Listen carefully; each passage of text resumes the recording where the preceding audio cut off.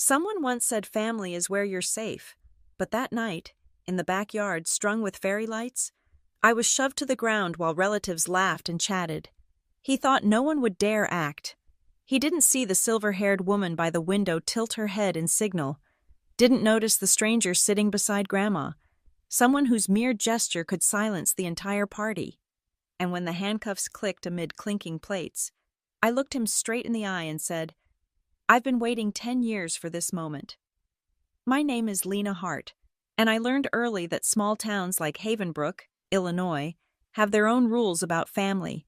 Rules that say you smile at reunions, hug the relatives you see twice a year, and never, ever, air dirty laundry in public.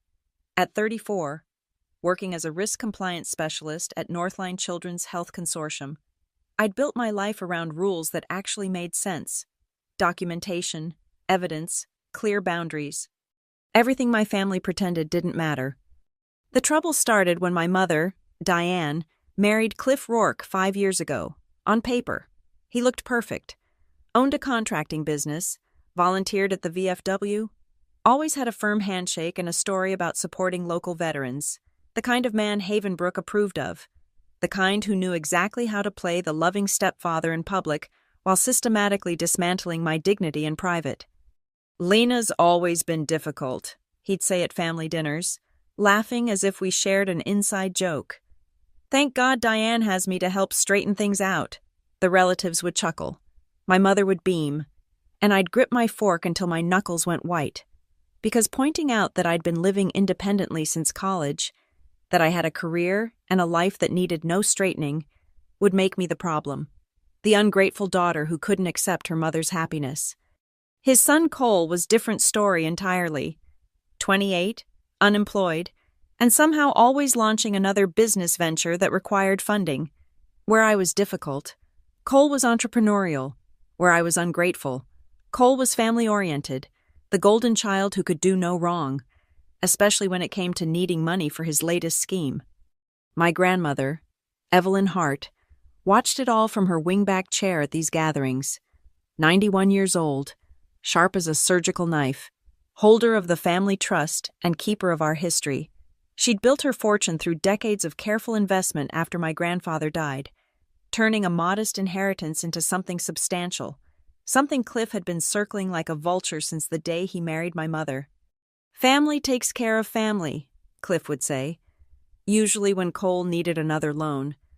"That's what Evelyn would want." He'd pat my grandmother's shoulder, speak a little louder as if she couldn't hear perfectly well, make decisions on her behalf as if her age had somehow transferred power of attorney to him by default. The rest of the family played along, my aunts and uncles, my cousins. They all chose the path of least resistance. Don't make waves, don't cause drama. Poor Evelyn's getting frail. And wasn't it wonderful that Diane had found someone to help manage things? Never mind that Grandma still balanced her own checkbook, still called her investment advisor weekly, still caught every discrepancy in her statements. "He's isolating her," I told my cousin Janet once, after Cliff had rearranged Grandma's doctor's appointment without telling anyone, claiming the original time didn't work for his schedule. Janet had looked uncomfortable, glancing around the restaurant like someone might overhear. "Lena, he's trying to help. Not everyone processes family dynamics the way you do. Maybe try being more flexible?" Flexible. That was the word everyone used when they meant, stop making us uncomfortable with the truth. I'd made myself a promise after my divorce 3 years ago. Never again would I let anyone chip away at my dignity, my autonomy, my sense of self. But keeping that promise in the face of family politics was like trying to hold water in my hands. Every gathering, every holiday, every casual Sunday dinner became a masterclass in subtle humiliation. "Lena's too rigid," Cliff would announce. "That's why her marriage failed. Lena's too focused on her career. No wonder she doesn't have kids. Lena questions everything. Some people just can't trust family." And my mother would nod along, lost in the narrative of her perfect second chance at love. The relatives would shift in their seats but say nothing, and Grandma would watch me with those sharp eyes, occasionally reaching over to squeeze my hand when no one was looking. I knew something had to change, But in Havenbrook, in the Hart family, change required more than just speaking up. It required proof, evidence, the kind of documentation that would make it impossible for anyone to look away. Little did I know that my professional skills in risk compliance were about to become very, very personal. The pattern established itself slowly, like water wearing away stone. After Mom's wedding to Cliff, every family decision somehow required his approval. Grandma's investment meetings? Cliff needed to be there for support. The family cabin's maintenance? Cliff would handle the contractors. My mother's own retirement planning? Don't worry, honey. I've got it covered. I remember the first time he crossed a physical line. It was Thanksgiving, 2 years into their marriage. I'd questioned why Cole needed another business loan from Grandma's trust, his third that year. The conversation happened in the garage as I was leaving, away from the others. Cliff cornered me between my car and the wall, his contractor's hands gripping my shoulders. "You need to learn your place," he said, then shoved me hard against the driver's door. The handle dug into my spine. "This family operated just fine before you started stirring shit up." I could have called the police, should have, but when I stumbled back inside, shaking, my mother took one look at us and chose her side. "Lena, why do you always have to push him? He's trying so hard to be part of this family." So I drove home with bruises blooming across my back and a clear understanding. I was alone in this. The financial manipulation was subtler but no less calculated. Cliff had inserted himself as the unofficial family treasurer, the one who helped Grandma with her correspondence, who organized her bills, who simplified her investment statements so she wouldn't be overwhelmed. He'd show up at her house with pre-written checks for her to sign. Just routine bills. Evelyn, nothing to worry about. Cole's lifestyle, meanwhile, grew increasingly lavish.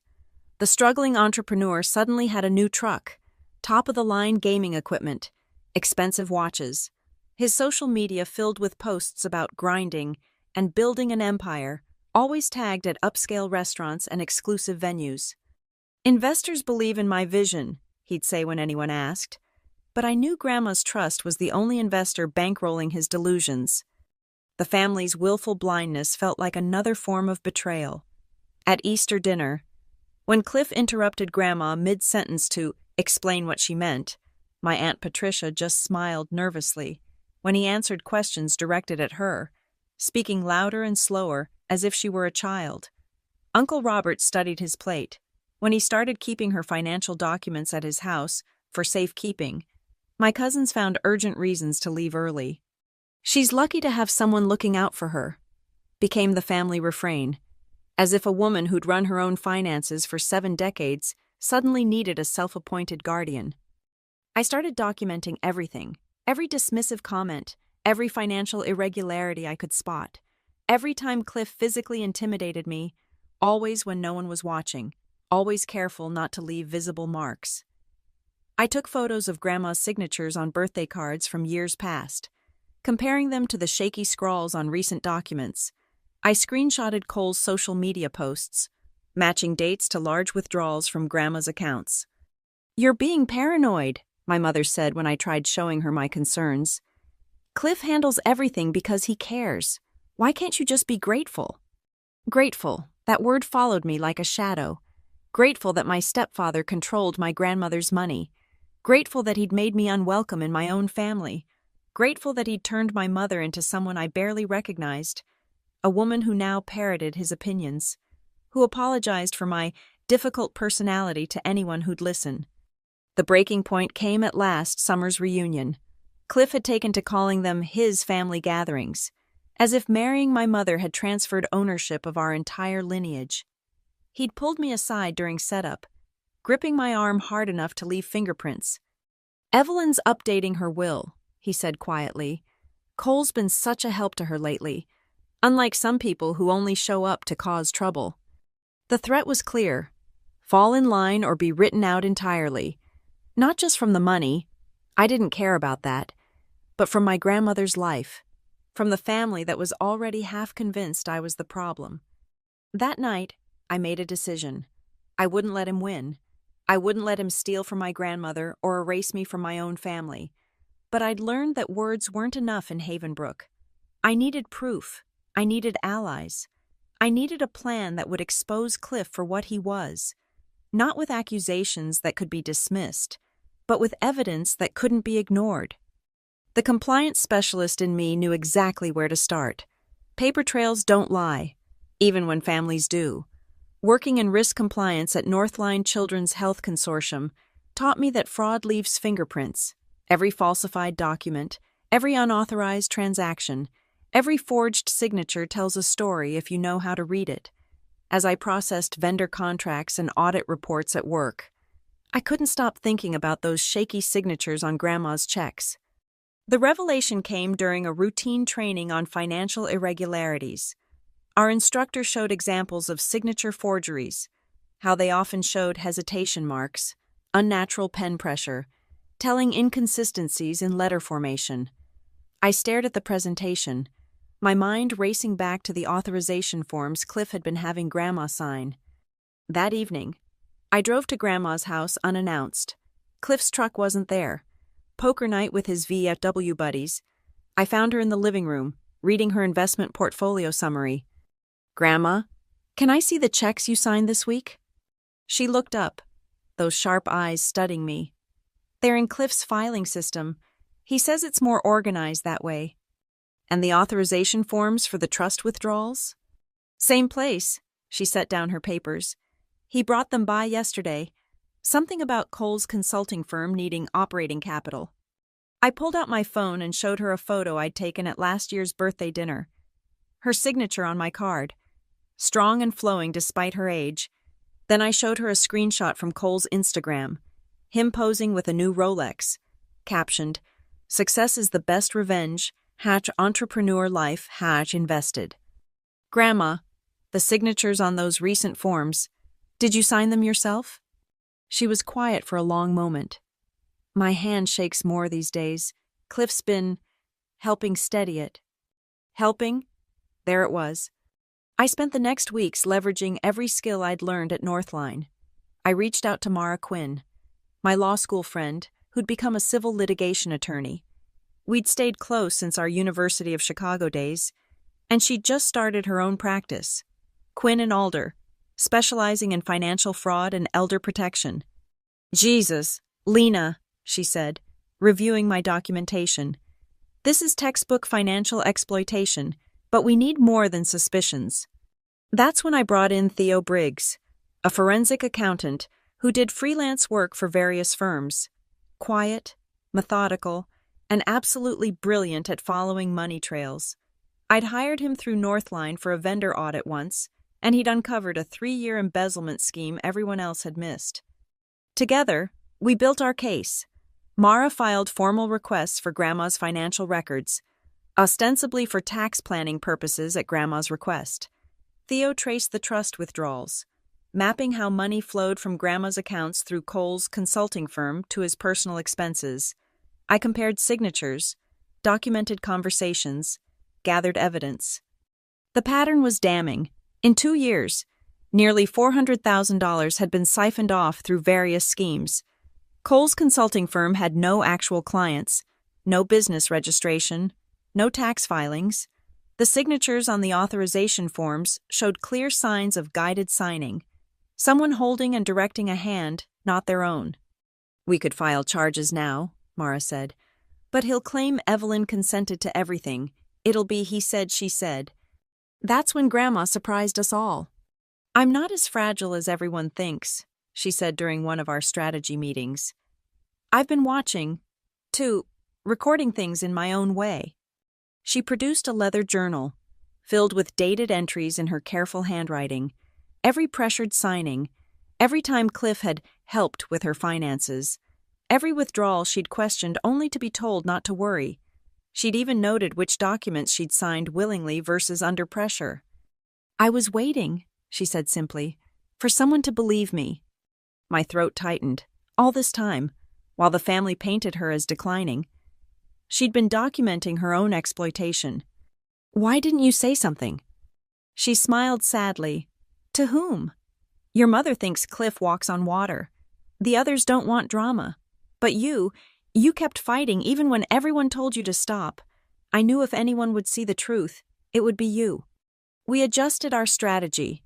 The August family reunion at Aunt Patricia's farm would be our moment. Grandma would invite Lieutenant Valerie Knox, her neighbor who happened to be a police officer. As her +1, I'd present the evidence publicly, forcing the family to see what they'd been ignoring. He'll react badly, Mara warned. Men like Cliff don't handle public humiliation well. I'm counting on it, I said, touching the record app on my phone. Let him show everyone who he really is.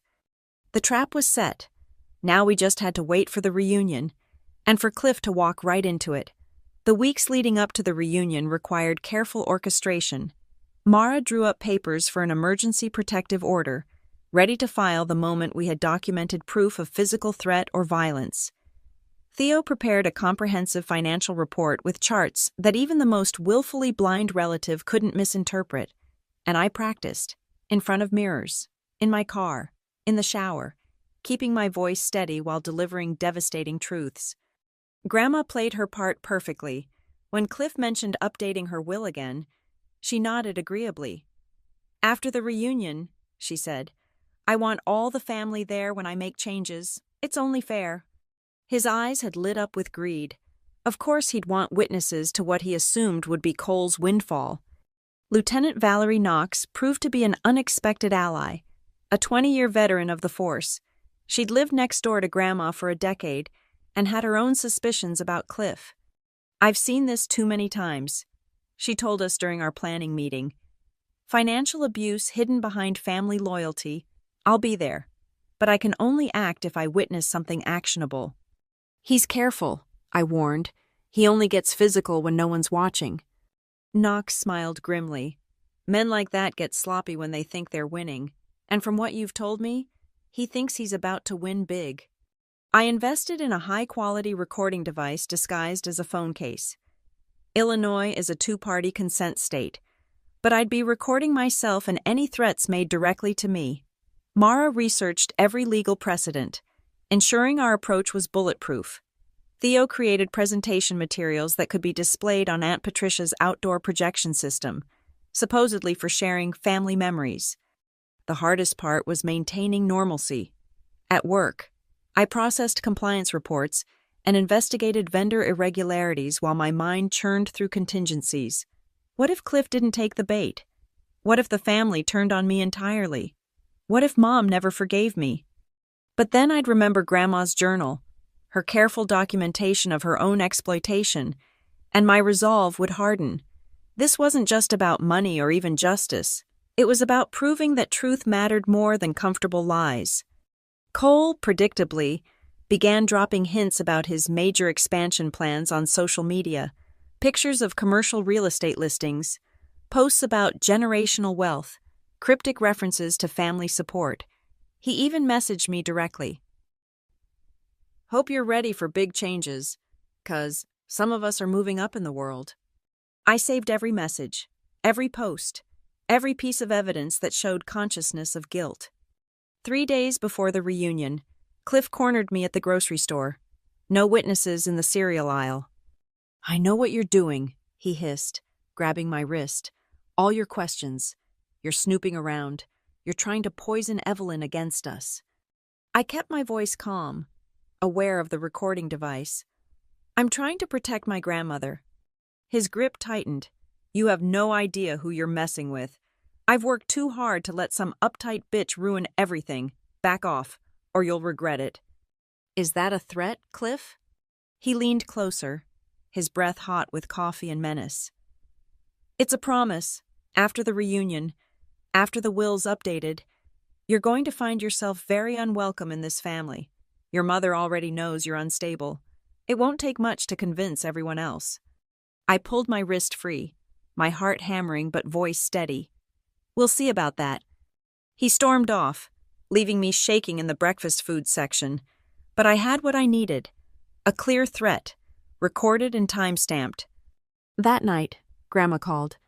Lena, dear, I wanted to go over the plan once more. We talked for an hour, strategizing like generals before a battle.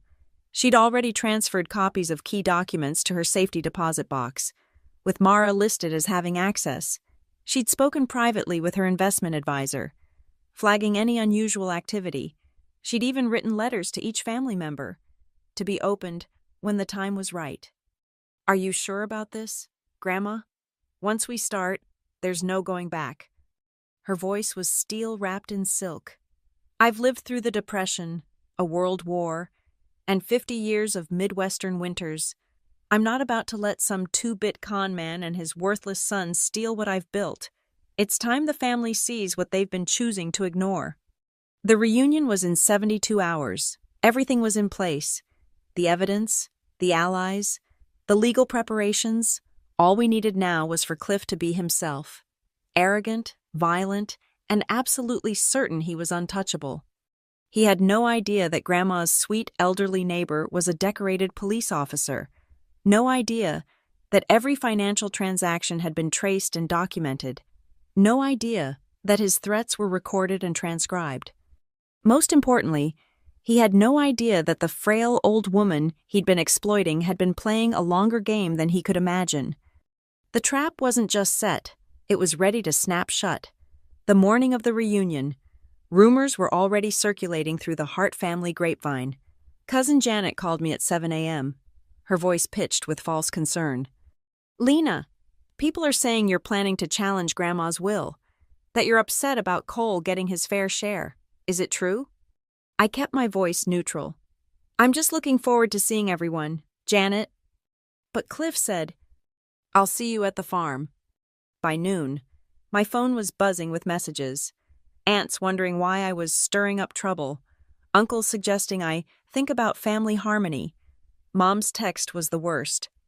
"Please don't ruin this day for everyone. Cliff is already stressed about hosting." Hosting at Aunt Patricia's farm. The delusion was complete.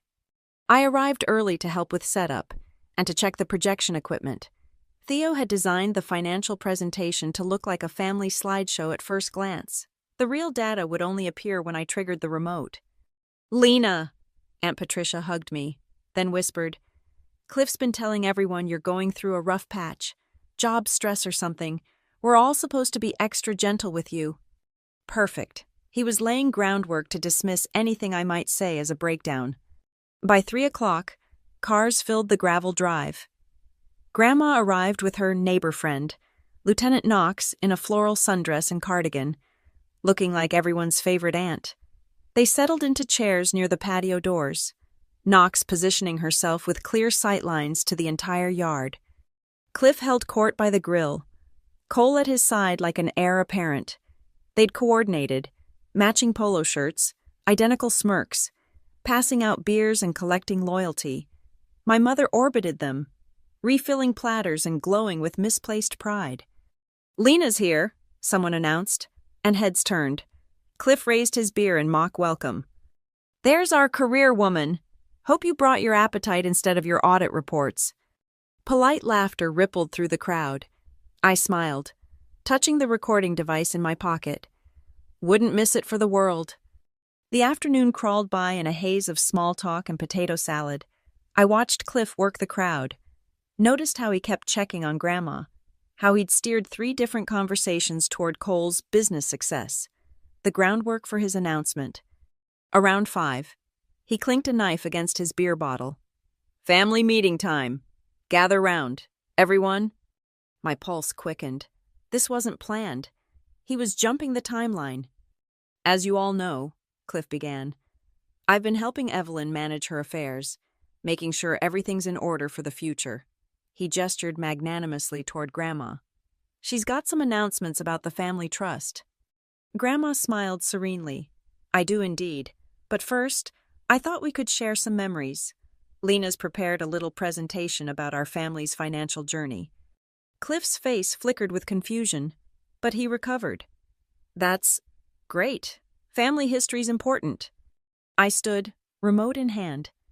"Thanks, Grandma. I've put together something I think everyone needs to see." The first slides were innocuous.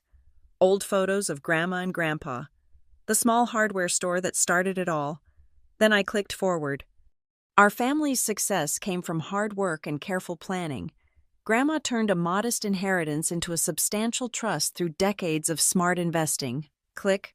She's always been meticulous about documentation. Click. Which is why these recent irregularities are so concerning. The yard went silent. Cliff stepped forward. Lena, what are you? Let her finish, Grandma said quietly.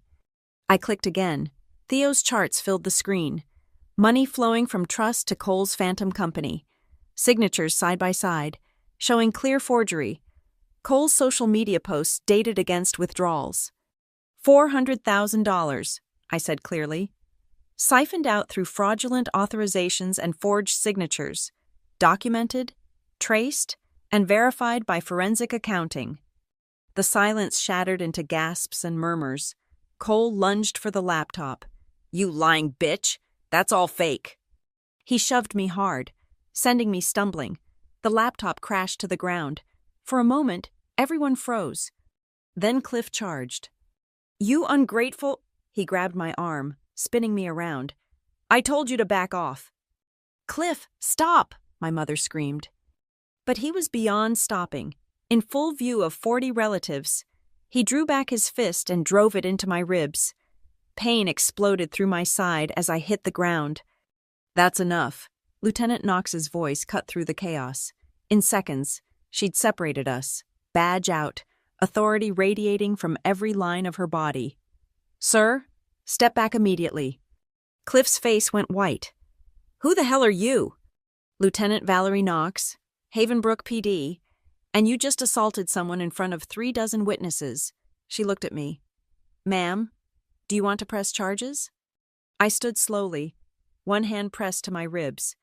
Yes, and I have a recording of him threatening me earlier this week. The yard erupted. Some relatives pulled out phones, recording everything. Others backed away from Cliff like he was radioactive. My mother stood frozen, reality crashing through her delusions. But we weren't done. Mara emerged from the house, legal documents in hand. I'm Ms. Hart's attorney. We have protective orders prepared and evidence of financial exploitation to present to the authorities. Cliff tried to run. Knox had him in cuffs before he reached the driveway. The fairy lights strung across Aunt Patricia's yard cast strange shadows as dusk settled over the chaos. Cliff stood by the patrol car Knox had called for backup. His polo shirt rumpled, cuffs glinting in the fading light. The crowd of relatives had split into clusters, some huddled around Grandma, others maintaining careful distance from the unfolding drama. This is entrapment, Cliff shouted, struggling against the restraints. She set me up. Cole, tell them. But Cole had gone pale, backing away from his father. I don't know anything about forged signatures. Shut your mouth, Cliff snarled. Lieutenant Knox read him his rights with practiced efficiency, while another officer took statements from witnesses. My ribs throbbed where he'd struck me, but I forced myself to stand straight, to meet the eyes of every relative who'd spent years looking away. Theo had salvaged the laptop, and now the evidence played on loop. Damning numbers, forged signatures, the careful documentation of systematic theft. Several cousins filmed it with their phones, finally seeing what they'd chosen to ignore. 400,000, Uncle Robert muttered, shaking his head. Jesus Christ, Evelyn. Grandma hadn't moved from her chair, still serene, still in control. There's more, she said, her voice carrying across the yard. Lena, show them the will. I pulled up the final slide, the draft will Cliff had been carrying, ready for Grandma to sign. The one that would have given him and Cole control of everything. He planned to have me declared incompetent after tonight, Grandma continued. Cole would manage the trust. With Cliff as advisor, they've already been in contact with a facility in Rockford. Isn't that right, Patricia? My aunt went white. He said you were getting confused, that it would be better if I was locked away while they drained everything my husband and I built. Grandma's voice could have cut glass. Yes, I heard all about their plans. Amazing what people say when they think you're too old to understand. Mara stepped forward with the protective orders. These documents ensure Mr. Rourke and his son have no access to Mrs. Hart's property, finances, or person. We're also filing criminal charges for fraud, forgery, and elder abuse. You can't prove anything, Cliff yelled. Evelyn wanted to help Cole. She signed those papers willingly. Actually, Theo said quietly, we can prove everything. Digital forensics on the signatures, metadata on the documents, financial transfers traced to personal purchases. It's all here. Knox nodded to the backup officer. Take him in. We'll need the son for questioning, too. As they loaded Cliff into the patrol car, Cole made one last desperate play. Grandma, please. You know I care about you. This is all a misunderstanding. Grandma finally stood, Lieutenant Knox steadying her elbow. Cole, you posted a photo of your new Rolex the same day you withdrew $30,000 from my trust. You captioned it, "Family takes care of family." Did you think I don't have Instagram? The yard went silent except for the sound of cicadas and Cliff's muffled cursing from the patrol car. My mother finally found her voice. Mom, I didn't know. I swear I didn't know. You didn't want to know, Grandma corrected gently. There's a difference, Diane, and now you have a choice to make. The patrol car pulled away, taking Cliff to the Havenbrook County Jail. Cole was led to another vehicle for questioning. The relatives began to disperse, some stopping to apologize to Grandma, others slipping away in shame. Janet approached me hesitantly. Lena, I'm sorry. We should have listened. I touched my bruised ribs, already purpling beneath my shirt. Yes, you should have. As the crowd thinned, Mara and Theo packed up their evidence. Knox gave me her card. You'll need to come to the station tomorrow for a full statement. The recording from earlier this week will be crucial. Grandma squeezed my hand. Stay for a moment, dear. There's one more thing. When only immediate family remained, she pulled out a folder from her purse. The real will, updated last month with my actual lawyer, not Cliff's golf buddy. The trust goes into protective management with a neutral third party until I pass. Then it's distributed equally among my grandchildren, the ones who remember that family means more than money. She looked directly at where Cole had been standing. Greed makes people stupid, and stupid is expensive. The fairy lights flickered in the evening breeze, casting new patterns across the empty yard. Justice hadn't come with fanfare or speeches. It came with handcuffs clicking shut and truth finally spoken aloud. Tomorrow would bring statements and paperwork, trials and consequences, but tonight, for the first time in years, I could breathe without fear of the next family gathering. The reunion was over. The family, the real family, remained. The handcuffs clicked with a sound that seemed to echo across the yard, metallic and final. Cliff's face contorted as Lieutenant Knox guided him into the patrol car, his polo shirt bunched around the cuffs, his carefully constructed image crumbling with each second. "You'll regret this," he shouted through the window. "All of you. I'll sue every last—" Knox shut the door, muffling his threats. She turned to me, professional and thorough. "Ms. Hart, I'll need you to come to the station tomorrow for a formal statement. Bring the recording from the grocery store incident and any other documentation." I nodded, my hand still pressed against my ribs where his fist had connected. The pain was sharp but clarifying, physical proof of what he'd always been beneath the veneer. Mara appeared at my elbow with the protective order paperwork. "This goes into effect immediately. He can't come within 500 feet of you, your grandmother, or any family property." She handed copies to several relatives. "You're all witnesses. If he violates this order, call 911 immediately." The remaining family members stood in shocked clusters. Some were filming the police cars pulling away, others staring at the projection screen where Theo's evidence still glowed in the dusk. Cousin Janet had tears streaming down her face. $400,000, she kept repeating. How did we not see it? "You saw what you wanted to see," Grandma said quietly. She'd returned to her chair, but there was nothing frail about her posture now. It was easier to believe I was becoming helpless than to admit someone you welcomed into the family was robbing me. Uncle Robert cleared his throat. Evelyn, I'm sorry. We should have. Yes, she cut him off. You should have, but apologies don't undo years of willful blindness. A second patrol car arrived for Cole. He'd been sitting on the porch steps, head in his hands, designer sneakers scuffing the wood. When the officers approached, he looked up with desperate eyes. Grandma, please, this is all Dad's doing. I didn't know about the signatures, I swear. Theo pulled up another slide on his laptop. Mr. Rourke, this is your signature on the incorporation documents for Cole Force Consulting LLC. This is the bank account where trust funds were deposited. These are receipts for luxury purchases made within days of each withdrawal. Cole's mouth opened and closed like a landed fish. The officers helped him to his feet. The Instagram posts were particularly helpful, Theo added mildly, especially the one where you tagged the location of the Mercedes dealership with "Thanks to family investments." Time-stamped 2 hours after a $50,000 withdrawal. As Cole was led away, my mother finally broke her silence. She'd been standing frozen since Cliff's arrest, her face a map of disbelief and dawning horror. Lena, she whispered. Oh God, what have I done? I wanted to comfort her, but the words wouldn't come.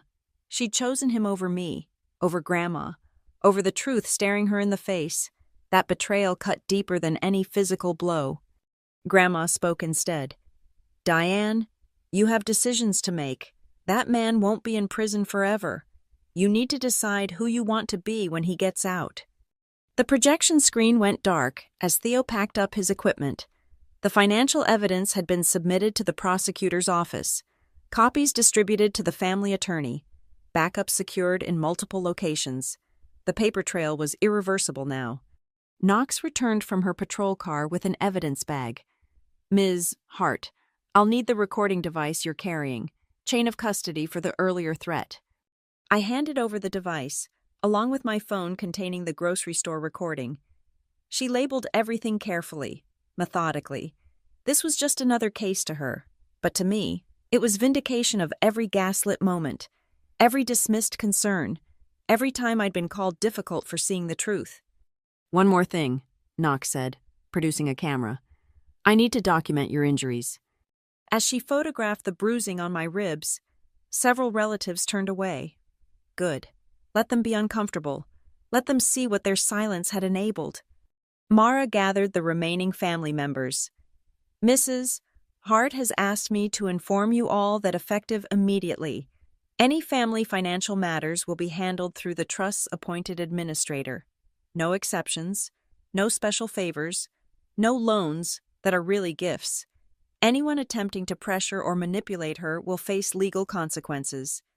Furthermore, Grandma added, steel in her voice, I've instructed my banks, investment advisors, an attorney to flag any unusual activity.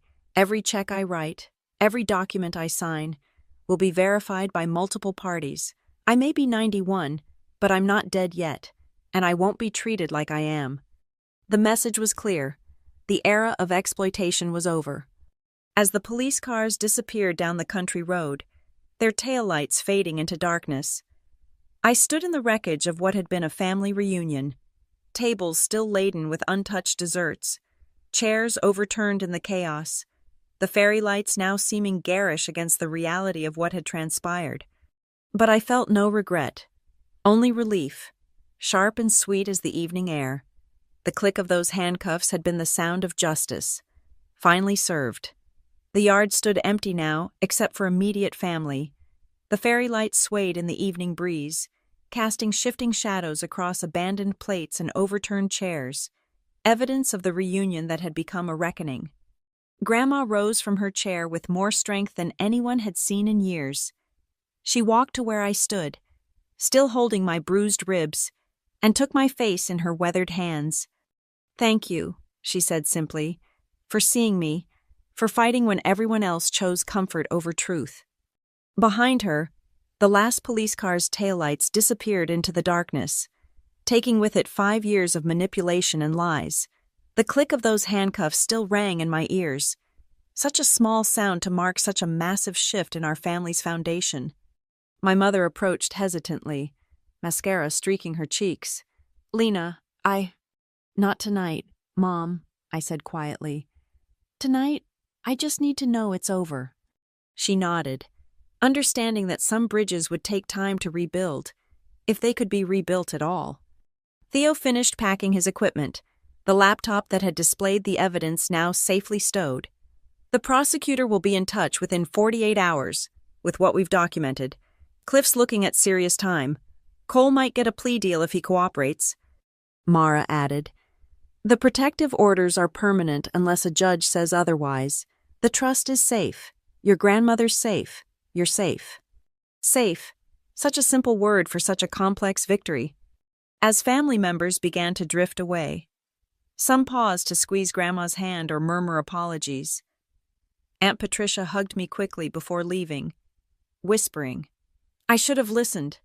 Uncle Robert just nodded, shame evident in his slumped shoulders. They'd all played their parts in enabling Cliff's control, through silence, through willful blindness, through choosing the easy lie over the difficult truth. But tonight had shattered those comfortable delusions. Grandma turned to address the remaining relatives one final time. "Let this be clear. I'm establishing new rules for this family. No more secrets, no more looking away when something feels wrong, and absolutely no more treating my age as an invitation for exploitation." She pulled out a folder from her purse, the real will, prepared with her actual attorney. "My assets will be managed by a neutral third party until my death. Then they'll be distributed equally among grandchildren who understand that family isn't about money, it's about protection, truth, and standing up for each other when it matters." The night air carried the scent of cooling barbecue and justice served. Tomorrow would bring paperwork, statements, the slow grind of legal proceedings. There would be family fractures to navigate, relationships to either mend or release. But tonight, in this moment, I stood in my grandmother's yard, knowing I'd kept my promise. I'd never again let anyone chip away at my dignity, and I'd extended that protection to the one person who'd always seen my worth. "Lena," Grandma said, taking my arm. "Stay for tea? I think we've earned a quiet moment." As we walked toward the house, leaving the chaos of the reunion behind, I caught my reflection in the patio door, bruised but not broken, vindicated but not vindictive. The fairy lights continued their gentle dance, but now they illuminated truth instead of deception. The reunion was over, but the real family, the one built on honesty and protection rather than manipulation and greed, was just beginning.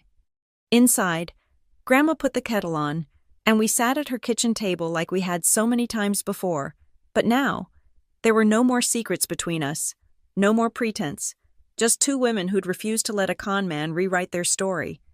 "You know," she said, pouring the tea with steady hands, "your grandfather would have been proud. He always said the hearts were fighters. Tonight, you proved him right." I smiled, raising my cup to touch hers. We both did. The click of china was soft, nothing like the harsh snap of handcuffs, but in its own way, it was just as final. Justice had been served, the family protected, and the truth, finally, set free. The revenge was complete not in the arrest, not in the public humiliation, but in this quiet moment of peace. We'd won not by stooping to Cliff's level, but by rising above it with evidence, law, and the unshakable bond between a grandmother and granddaughter who refused to be victims. 10 years I'd waited for justice. It had arrived not with vengeance, but with handcuffs, truth, and the simple power of women who'd had enough. Thank you so much for listening to this story. I'd love to know where you're listening from. Drop a comment below and let's connect. If this story resonated with you, please subscribe to the channel and share your thoughts. Your experiences and perspectives make this community special.